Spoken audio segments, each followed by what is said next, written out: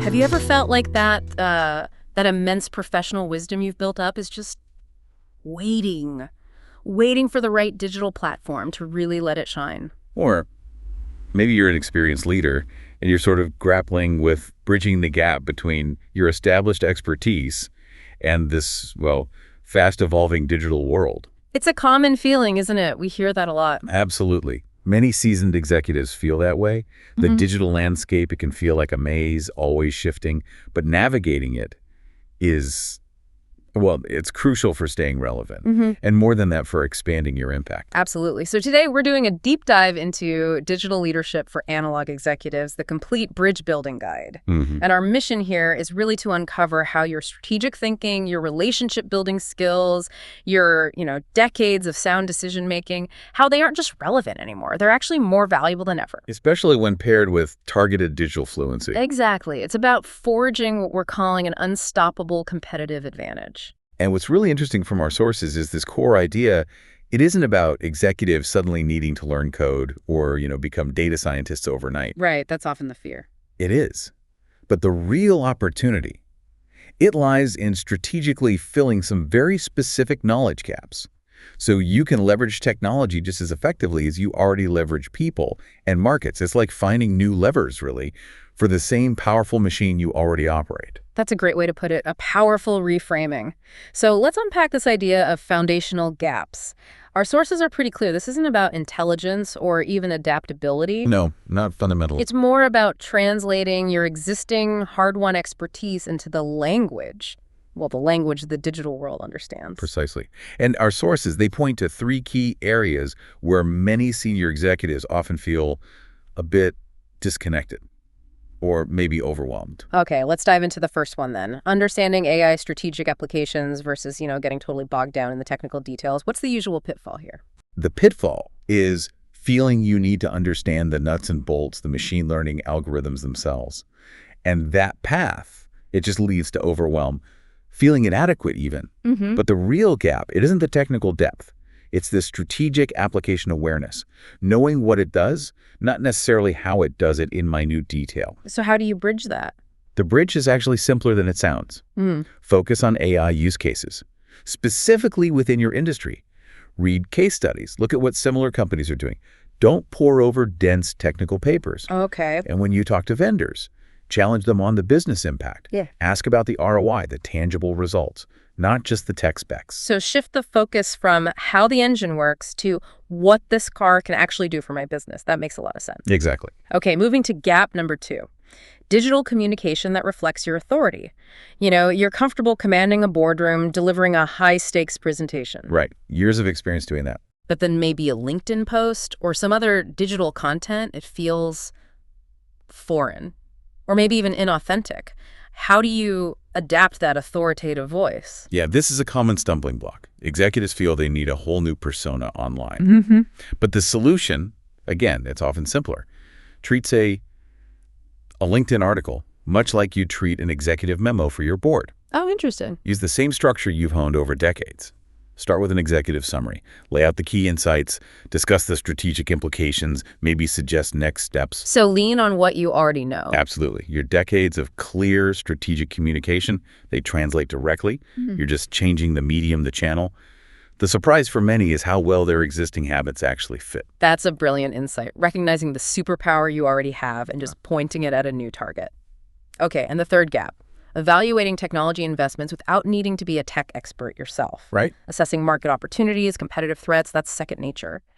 But tech investments can feel opaque, like a black box. What's the bridge here? The bridge is applying the due diligence frameworks you already use. It's not about a lack of judgment. It's about knowing which questions unlock the strategic value hidden beneath the tech talk. So, same rigor, different subject. Precisely. Focus on the fundamental business questions. What problem does this specific tech solve for us? What's the likely ROI timeline? Who are the key stakeholders affected, internally and externally? What are the real implementation risks? Okay. The same questions that work for evaluating a multi-million-dollar acquisition. They work just as well for evaluating a major technology decision. So it really boils down to leveraging that executive superpower of asking the right penetrating questions, even if you don't know all the technical answers yourself. I got it. That's the key. This leads perfectly into the next section, a strategic approach for learning these new digital fluencies. Step one, the sources suggest, is auditing your current digital comfort zones. An honest self-assessment. Yeah, rating yourself maybe 1 to 10 in areas like using AI for market research or evaluating tech vendor proposals, understanding data privacy, leading virtual teams, building thought leadership digitally. What's the real goal here? Is it to become a 10 everywhere? No, definitely not. That's usually unnecessary and, frankly, overwhelming. The goal is identifying where you might be, say, a 3 and need to get to maybe a 6. Just the 6. Yeah, what we call the minimum viable fluency for strategic leadership. Yeah.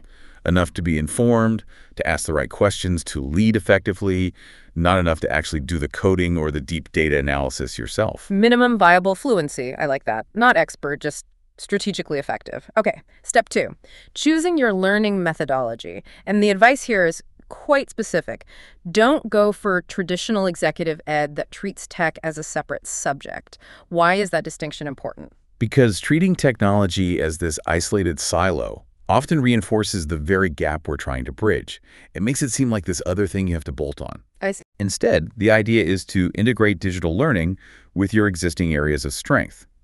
So, for example, if your focus is strategic planning, look for a course on AI for strategic decision-making, not just a generic introduction to AI. Okay. More applied. Exactly. Yeah. If finance is your background, seek out digital transformation ROI assessment, not data analytics basics. If it's leadership, focus on leading hybrid teams, not just digital communication tools. It builds directly on your strengths while plugging those specific digital knowledge gaps. Building on strengths. Always a smart approach. And step 3, creating your digital mentorship network. This is interesting. The sources recommend 3 types of mentors. Yes, a sort of personal advisory board for your digital journey. Okay, so who are they? First, a peer mentor, someone maybe 2-3 years ahead of you digitally in a similar role. Second, a reverse mentor, often a younger, digitally native professional.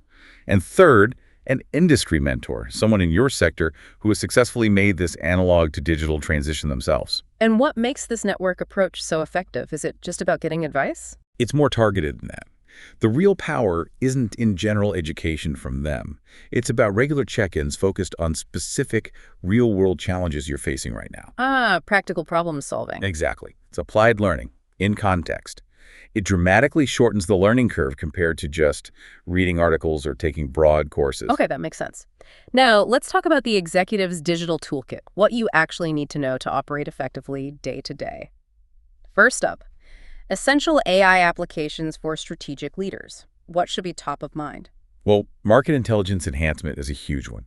Tools like Perplexity AI, maybe ChatGPT+, or even industry-specific platforms.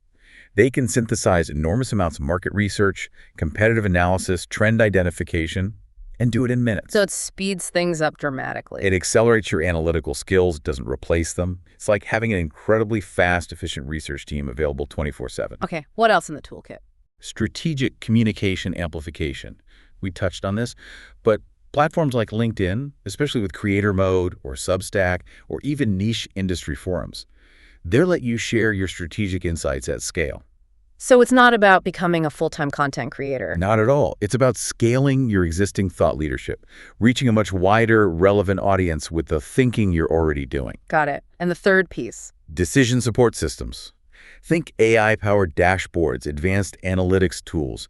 They can present complex data in really digestible ways, often highlighting patterns or predictive insights you might have missed. So again, not making you a data analyst. No, just giving you better information faster to make those critical decisions. This all seems to tie back to that idea of digital communication that preserves and even enhances your authority. The key, as you said, is adapting existing strengths, not inventing new styles. Let's make this really concrete. How does, say, a classic executive summary translate digitally? That's a perfect example. Your ability to take complex information and boil it down into a concise, impactful summary for the board. That skill translates directly to something like a LinkedIn Pulse article. Same structure. Pretty much the same structure, yeah. Start with the key takeaway, your executive summary opening, then provide the key insights, discuss the strategic implications, maybe suggest recommended actions. The logic is identical. But the audience is different. Massively different. You go from maybe 5 or 10 board members to potentially hundreds, even thousands of industry leaders seeing your thinking. It's a huge amplification. That really is a powerful shift in scale. Our sources had a great tactical starting point for this. Yeah, taking your last board presentation. Right. Extract maybe the 3 most strategic insights from it and turn each one into a short, maybe 300-word LinkedIn post. Frame it like, here's what most leaders are missing about this industry trend. It's almost like turning that exclusive board memo into a public thought leadership piece. Which, let's be honest, can feel a bit daunting at first. Like performing Shakespeare on TikTok, maybe? Slight chuckle. Maybe a little.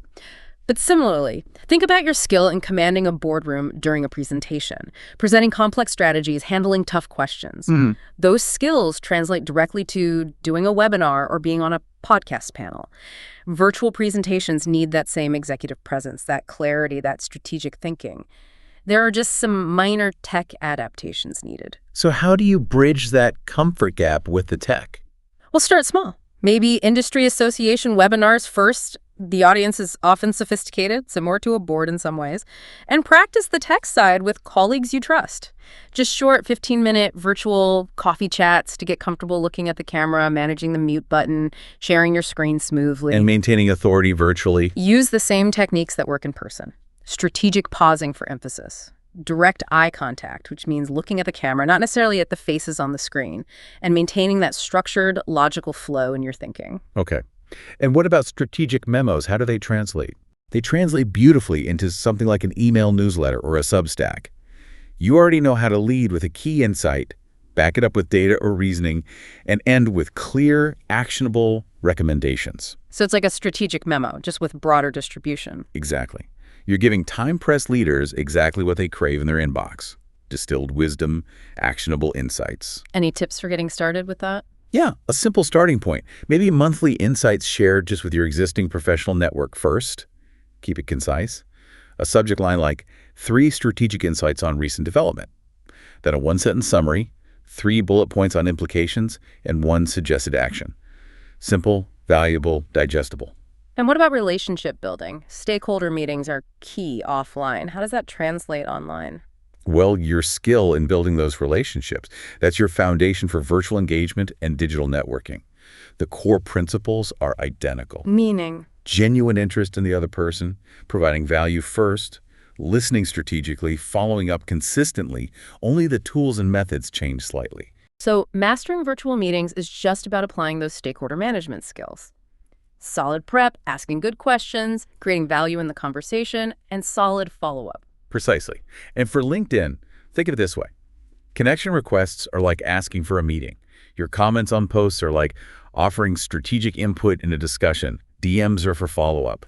Sharing relevant content is like providing valuable intelligence. For someone just starting out with digital networking, the sources suggested an 8-week plan. Yeah, a very practical phased approach. Weeks 1, 2. Just connect with maybe 10 existing contacts on LinkedIn. Get comfortable. Weeks 3, 4. Start commenting strategically on maybe 3-5 posts each week, adding your perspective. Okay. Weeks 5, 6, aim to schedule 3 virtual coffee meetings with new, interesting contacts. And week 7, 8, try to make 2, 3 valuable introductions between people in your network who you think should connect. It's a manageable ramp up. And beyond sharing your own insights, how else can you create value for your network digitally? Oh, several ways. Share relevant industry intelligence. You find articles, reports. Make those strategic introductions we just mentioned. Invite people to virtual events you're involved in. Maybe even offer to participate in their content, be interviewed for their blog, join their panel. It's about generosity and strategic reciprocity, being a valuable node in the network. Okay, moving beyond those foundational elements, let's talk advanced strategies for really elevating your digital executive presence. One that stood out was the strategic commentary approach. What's that about? This is about becoming known as the person who provides the strategic context when industry news breaks. You're the voice explaining the so what behind the headlines. How do you do that consistently? The sources suggest setting up Google Alerts for maybe 5 key industry terms or competitors. When significant news hits, aim to write a concise, maybe 200-word strategic analysis within 24 hours. Post it on LinkedIn. Frame it like, here's what this news really means for our industry strategy. It shows timely, actionable wisdom. That definitely positions you as a leading voice, someone cutting through the noise. Another method mentioned was the framework developer approach. How does that work for an experienced executive? This is where you leverage your decades of experience. Think about those mental models, those frameworks, maybe a 2x2 matrix for market analysis or risk evaluation that you've used internally for years. Right, the tools you rely on. Exactly. Simplify one of those, make it visually appealing perhaps, and share it on LinkedIn with a brief explanation of how to use it. Suddenly, you're not just sharing an opinion, you're offering a repeatable blueprint. It positions you as a strategic architect. Very powerful. Then there's the connector strategy. This seems to leverage your network. It does. It's about using your extensive network to create value for others digitally, positioning yourself as a strategic facilitator. How does that look online? It's proactive, making thoughtful introductions via LinkedIn messages, offering to moderate virtual discussions that bring diverse perspectives together, maybe even curating and sharing valuable resources with specific segments of your network. You become a hub, amplifying your influence through others. And the last one was the problem solver positioning, focusing on the really tough stuff. Exactly. Focusing your digital presence on those complex, nuanced challenges that only experienced executives can really navigate effectively. Like what kinds of problems? Think succession planning, managing complex stakeholder relationships during a crisis, leading strategic change during major disruption, the really gnarly issues. Okay. The idea is maybe create quarterly content, an article, a short video, a framework addressing one of these complex executive challenges. Yeah. It showcases the unique value proposition that, frankly, data and AI alone just can't replicate. Your wisdom. This ensures you maintain that executive authority while extending influence digitally, using the same strategic thinking that got you here. Now, just like you need advisors for big business decisions, the sources say you need advisors for building digital fluency, this idea of a digital advisory board. Yes, it's a great concept, building a small, trusted circle. What key roles should be on this personal board? Our sources suggest 4 key roles. First, a technology translator, someone who can explain tech in clear business terms, cutting through the jargon. Crucial. Second, a platform guide, maybe a communications pro who really understands the nuances of platforms like LinkedIn for executive presence. Third, an industry digital pioneer, a peer in your sector who's already successfully navigated this journey. Learn from their experience. And the fourth. And fourth, crucially, a reverse mentor, that younger colleague who gets the digital world intuitively, but who can also learn a ton about strategy and leadership from you. It has to be a two-way street. That mutual value is key. Okay, let's map this out. The Strategic Digital Presence Framework, a roadmap. Phase 1, the digital foundation. Months 1-3. What are the key actions? Right, this phase is about setting things up properly. Optimize your LinkedIn profile, make sure it screams strategic leadership. Follow and start genuinely engaging with key digital thought leaders in your space. Comment strategically, adding value. Just establish that consistent professional digital baseline. Got it. Then phase 2, thought leadership development, months 4-9. What's the focus now? Here, you start actively contributing your own insights. Aim to publish maybe one piece of strategic thought leadership monthly. Look for opportunities to speak at virtual industry events. Start developing your signature content themes, what you want to be known for. And maybe begin building an email list or newsletter base. Capturing a direct audience. Exactly. And phase 3, digital influence integration, months 10-18. This sounds like where it all comes together. It really is. This is where your digital presence starts creating tangible opportunities. Maybe you launch a regular content series, a podcast, a video show. You might secure digital board positions or advisory roles, often because of your now visible digital fluency and strategic perspective. Becoming known for bridging that gap. Yes, becoming known as that strategic voice who bridges traditional wisdom and digital innovation. You might even develop and share proprietary frameworks that become associated with your name. A really compelling real-world example of this is Hubert Joly, the former CEO and chairman of Best Buy. Oh, absolutely. A classic case study. When he took over in 2012, Best Buy was, well, it was struggling big time, facing huge threats from Amazon. And Joly's genius, it wasn't that he suddenly became a tech guru. He remained a strategic leader, but one who deeply understood how technology could amplify human potential. Right, that famous story of him spending his first week working in a Best Buy store. Exactly. Learning from the front line, from customers. That human-centered approach, combined with a very clear-eyed strategic grasp of digital. That's what turned Best Buy around. And the results were incredible. Share price surged, company transformed. And today, He's at Harvard Business School. He's an author. He has a strong, authentic LinkedIn presence. He speaks widely. He positions himself as that authoritative voice, bridging traditional business wisdom and modern digital transformation. His story really highlights that key insight. Authenticity, when amplified by strategic digital engagement, creates this irreplaceable influence. It really does. Which brings us right to the heart of it. Building your digital personal brand authentically. What's the core principle? The core principle, echoed throughout our sources, is simple but powerful. Your digital presence needs to reflect who you genuinely are, not who you think the market wants you to be. That authenticity is your competitive advantage. It's what makes your unique signal, not just more noise. So what kind of content resonates? Content that shows vulnerability and learning. Share lessons from failures, not just triumphs. Talk about how your leadership perspective has evolved. Titles that work well often sound like, "What I wish I'd known 30 years ago about X," or "The leadership lesson social media can't teach," or even "Why experience still beats data in this crucial area." It's about showcasing what the sources called metacognitive wisdom. Right, not just what you think, but how you think. How you've learned how to learn and adapt over decades. And that depth of wisdom, that's something no AI can automate. Okay, for listeners wanting immediate impact, let's run through some quick win strategies, things you can start doing in the next 30, 60 days. Let's do it. Quick, actionable steps. Weeks 1 to 2, digital presence audit and strategic upgrade. What does that involve? Okay, first, optimize that LinkedIn profile. Use strategic leadership language. Yeah. Join maybe 3 relevant industry groups on LinkedIn to listen and learn. Set up Google Alerts for 5 key industry terms or competitors. And just commit 15 minutes a day to experimenting with one AI tool like ChatGPT Plus or Perplexity. Just get a feel for it. Got it. Weeks 3, 4, strategic engagement launch. Right. Identify 10 industry thought leaders you respect. Start commenting thoughtfully, adding your unique perspective on maybe 3-5 of their LinkedIn posts each week. Share one insight of your own weekly, maybe linking a current event to strategic planning. And reach out to connect with 5 new strategic contacts with personalized messages. Weeks 5, 6, content creation testing. Time to dip your toe in. Exactly. Take the plunge. Write your first LinkedIn article tackling a strategic industry challenge you care about. Don't overthink it. Also, test different formats. Maybe pose a strategic question one day, share a short industry analysis the next, perhaps sketch out a simple framework, attend one virtual industry event as an active participant, and maybe set up a super simple content calendar for the next 8 weeks just to create some rhythm. Okay, and weeks 7 to 8, network and learning integration. Now connect the dots.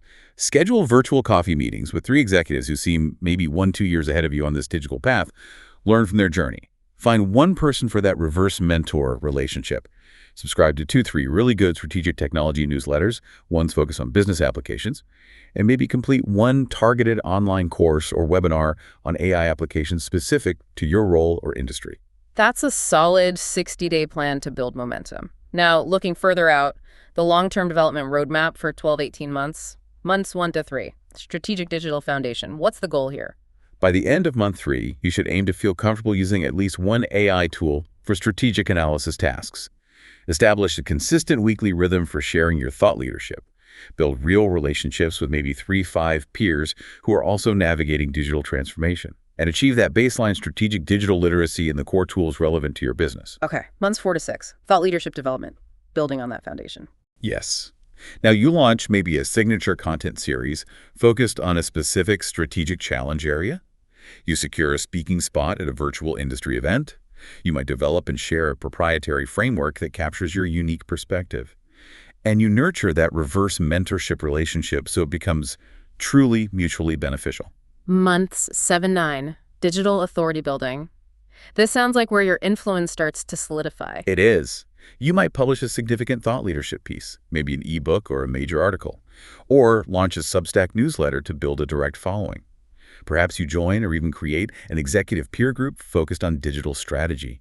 You're deepening your expertise in a specialized, digitally enabled niche, and consulting or advisory conversations might start naturally emerging from your visible expertise. Months 10-12, strategic integration, where the digital and traditional fully merge. Exactly. The goal here is maybe securing a board seat or a key advisory role, specifically because of your proven ability to bridge traditional strategy with digital implementation. You become known as a go-to resource. You start thinking about succession planning, including how to foster digital leadership in others. And you create scalable systems to maintain your thought leadership without it consuming all your time. And finally, months 13, 18, legacy leadership. What does this look like? This is about scaling your impact. Maybe launching a formal advisory practice or expanding your board portfolio focused on that intersection of wisdom and digital transformation. You might be speaking at major industry conferences about executive evolution in the digital age. You're likely mentoring multiple executives through their own journeys. And you've established a strong thought leadership platform, maybe a book, a regular speaking circuit, a recognized consulting brand, positioning you firmly as the bridge builder. It's quite a journey. And to track progress, measuring success is key. What are some helpful digital presence KPIs? For digital presence, keep an eye on LinkedIn followers growth. Maybe aim for 15–20% quarterly as a start. Look at your content engagement rate. Likes, comments, shares, aiming for 3–5% is pretty good. Track your profile views month over month. And check your connection acceptance rate. Keeping it above 60% suggests your outreach is relevant. These show your digital footprint is growing and engaging people. Makes sense. And for thought leadership KPIs? Here, track things like speaking engagements, maybe target 2 to 4 relevant ones annually at first. Monitor media mentions or interview requests quarterly. If you start a newsletter, aim for maybe 10% monthly subscriber growth initially. And just generally keep track of any industry recognition or awards related to your insights. Okay, and what about the bottom line? Business impact KPIs? This is where it gets tangible. Track board positions or consulting opportunities that came directly or indirectly through your digital presence. Look at any revenue generated from business development activities enabled by your digital network or thought leadership. Measure the strategic expansion of your network. And note your influence on your own organization's digital transformation initiatives. This is really where the rubber meets the road. And lastly, learning and development KPIs. How do you know you're actually getting more fluent? Do a simple self-assessment quarterly. Rate your tech comfort level on that 110 skill we discussed. Are you maintaining 2–3 active reverse mentorship or peer learning relationships? Track the new digital tools or platforms you feel you've reasonably mastered each quarter. And most importantly, reflect on the integration success. How are these new skills and tools actually enhancing your effectiveness as a leader? So if we tie this all together, connecting back to the bigger picture, the goal isn't really to become the most technically proficient person in the room, is it? No, absolutely not. The real goal, the strategic win, is to become the most strategically valuable person in the room who just happens to be digitally fluent. It's about amplifying the incredible wisdom you already possess, not replacing it with something entirely new. It's an enhancement, an amplifier. Exactly. So as you, our listener, reflect on everything we've covered today, here's a final thought. What single piece of your own hard-earned analog wisdom will you intentionally translate into the digital realm first, starting today? What insight will you choose to unlock its new amplified impact?